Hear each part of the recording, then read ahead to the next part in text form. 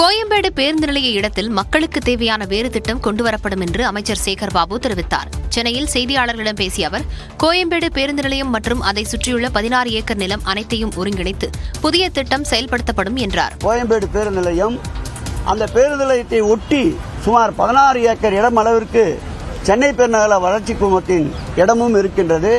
இவையெல்லாம் ஒருங்கிணைந்து ஒரு பெரிய திட்டத்தை மக்களுடைய பயன்பாட்டிற்கு எது உதவுகிறதோ அந்த திட்டத்தை மாண்புமிகு தமிழக முதலமைச்சருடைய வழிகாட்டுதலோடு கொண்டுவர சென்னை பெருநகர வளர்ச்சி குழுமம் திட்டமிட்டிருக்கின்றது. கிளாம்பாக்கம் பேருந்து நிலையத்தில் 13 கோடி ரூபாய் செலவில் காவல் நிலையம் கட்டப்பட உள்ளதாகவும் அமைச்சர் சேகர் பாபு கூறினார்.